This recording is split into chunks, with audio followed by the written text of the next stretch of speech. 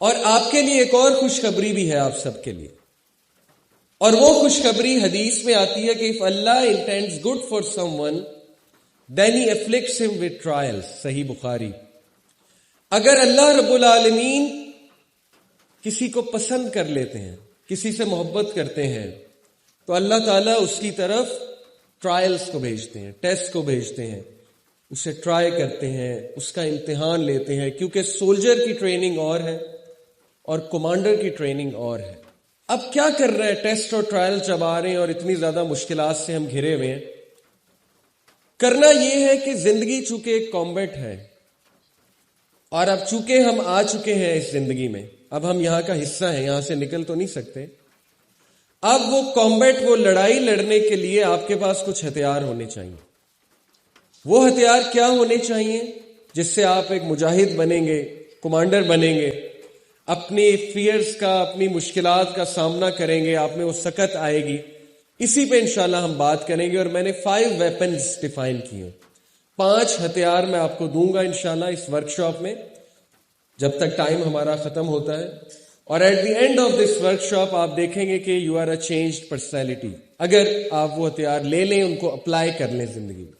تو شروع کرتے ہیں جی ایک سٹوری سے، اور اس سٹوری میں بڑے لیسنز ہیں ہمارے لیے۔ سٹوری ہے ایک بچے کی۔ یہ بچہ وہ بچہ تو نہیں ہے جس کی سٹوری ہے، یہ ویسی ایک پکچر ہے، یہ آپ کو دکھانے کے لیے میں نے پکچر ڈالی ہے۔ اس کا نام تھا سلیم، رشید اس کے والد کا نام تھا، اور یہ ٹرو سٹوری ہے، یوٹیوب پہ سٹوری موجود ہے۔ اس کے والد کا نام تھا رشید، اور وہ ایک انتہائی نان سیریس، کیئرلیس آدمی تھا۔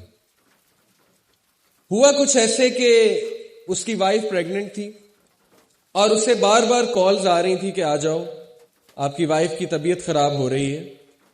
لیکن وہ اس وقت کیا کر رہا تھا، اس نے خود بتایا، سٹوری میں نیریٹ کیا کہ اس وقت وہ اپنے دوستوں کے ساتھ بیٹھا پارٹی کر رہا تھا، اور بہت کیئرلیس لے رہا تھا اس معاملے کو۔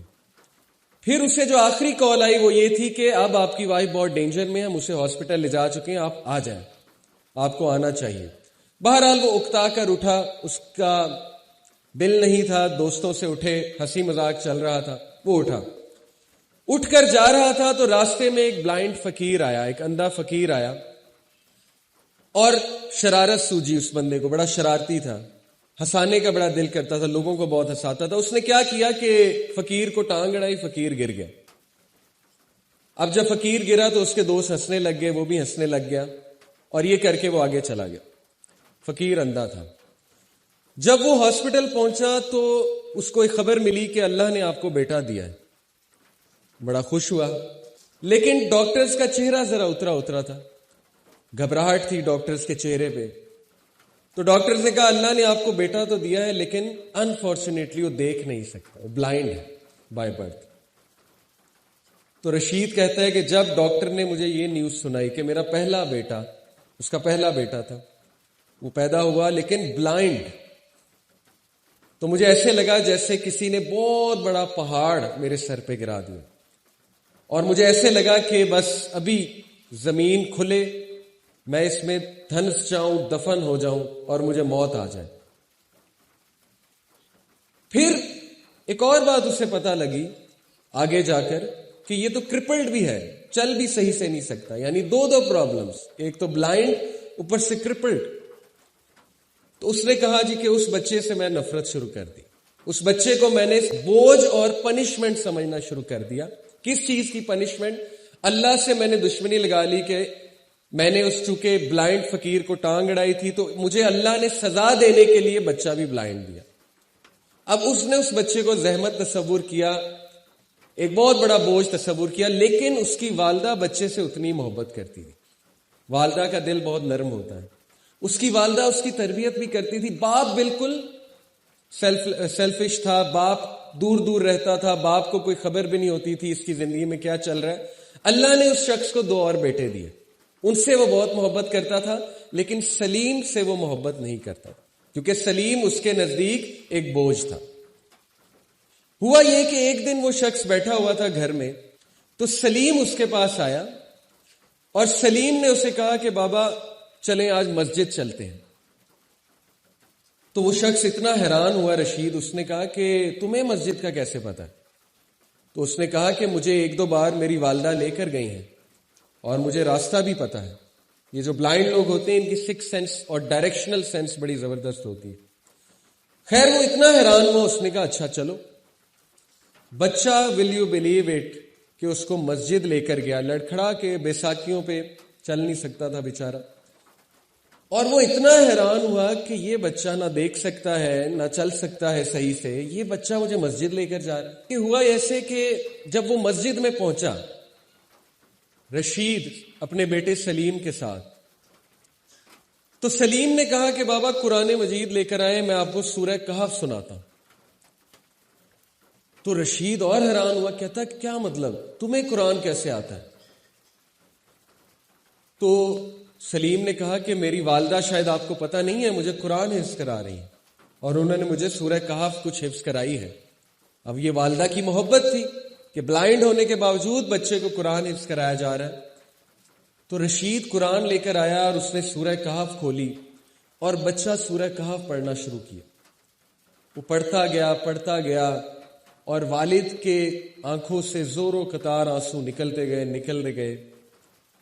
اور رشید اتنا رویا اس ٹائم، اور اسی ٹائم اس نے اللہ کے آگے سجدہ کیا، اللہ سے توبہ کی. بالکل سچا واقعہ ہے. عرب تھا رشید، عربی تھا. اور اس نے اسی وقت اللہ سے کہا کہ او مائی لارڈ، میں اس بچے کو بوجھ سمجھتا رہا، میں اس بچے کو زحمت سمجھتا رہا، تیری طرف سے پنشمنٹ سمجھتا رہا، لیکن یہ بچہ تو اتنا برکت والا ہے، یہ بچہ تو اتنا زبردست ہے کہ اس بچے کی وجہ سے آج میں نے مسجد میں قدم رکھا، اور کتنے عرصے بعد میں نے تیری کتاب کو دیکھا، تیرے الفاظ کو دیکھا. اور وہ اسی بات پہ روتا رہا کہ کتنے عرصے بعد اس بچے نے مجھے میرے رب سے کنیکٹ کیا جس سے میں بڑے عرصے سے ناراض. یعنی وہ اللہ سے ناراض تھا، لیکن اس بچے کی وجہ سے اس کی اللہ سے دوستی ہوئی، اور یہ اس کا ٹرننگ پوائنٹ بنا. اور پھر واقعہ کچھ ایسے جاتا ہے مختصراً کہ وہ کسی دور دراز علاقے میں گیا ہوا تھا، اور وہاں کچھ زیادہ ہی مصروفیت اس کی ہو گئی، تو پیچھے سے سلیم کی ڈیتھ ہو جاتی. اس کو بخار ہوتا ہے، گردن توڑ بخار، اور سلیم کی ڈیتھ ہو جاتی ہے. تو رشید جب گھر آتا ہے اسے پتہ لگتا ہے کہ سلیم کی ڈیتھ ہو گئی. پہلے تو پوچھتا ہے آ کر کہ میرا بچہ کہاں ہے، کیونکہ سب سے زیادہ محبت اب اس سے ہوتی ہے. وہی جس کو وہ رحمت سمجھتا تھا اب اسی سے سب سے زیادہ اس کو محبت. تو ماں نے بتایا کہ اللہ کی امانت تھی، اللہ نے دی تھی، اللہ نے واپس لے لی.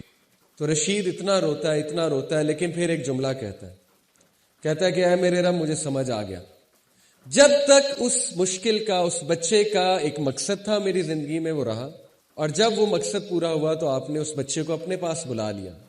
اور ابراہیم علیہ السلام اب اس کی پرورش کریں گے، کیونکہ آپ کو پتا بلوغت سے پہلے جو بچے فوت ہو جائیں تو ابراہیم علیہ السلام کے پاس ڈائریکٹ جاتے. اب یہ واقعہ میں نے آپ کو کیوں سنایا ہے؟ اس واقعے میں بہت سے لیسنز ہیں. ایک سب سے بڑا لیسن، ہو از سلیم؟ سلیم کون ہے؟ سلیم آپ کی زندگی میں وہ مشکل ہے جس سے آپ گزر رہے ہیں، جس کو آپ فیس کر رہے ہیں، اور وہ مشکل آپ کے ساتھ رہے گی. کچھ مشکلیں آپ کے ساتھ رہیں گی، جتنا جلدی قبول کر لیں اتنا اچھا ہے. لیکن وہ مشکل زحمت نہیں ہے، وہ مشکل رحمت ہے. جیسے سلیم کو اس نے رحمت سمجھا، لیکن اصل میں وہ رحمت تھا. اگر ہماری زندگیوں میں مشکلات نہ ہوتی، اگر ہماری زندگیوں میں کوئی ٹیسٹ اور ٹرائلز نہ ہوتے تو ہم تو خدا بن جاتے، ہم تو کسی کی مدد ہی نہ کرتے. جو بندہ خود غم سے نہیں گزرا، جس کو خود غم کا الیکٹرک شاک نہیں لگا، وہ دوسروں کا غم کیسے محسوس کرے گا؟ جس بندے نے خود دکھ کو نہیں دیکھا قریب سے، وہ دوسروں کے دکھ کو کیسے محسوس کرے گا؟ تو سلیم سے نفرت نہ کریں، اپنی مشکلات سے نفرت نہ کریں، اپنی مشکلات کو قبول کریں. اور وہ مشکلات لکھی ہوئی تھی لوہے محفوظ میں، وہ آنی ہی آنی ہے. ان کی وجوہات بہت سی ہو سکتی ہیں، لیکن اب چونکہ وہ آ چکی ہیں تو خیر کی امید رکھیں کہ ضرور ان کا کوئی مقصد ہے. مشکلات ہمیں ہمبل کرتی ہیں، ہمیں عاجز کرتی ہیں، اور اگر مشکلات نہیں ہوں گی تو پتہ نہیں ہم خدا بن جائیں.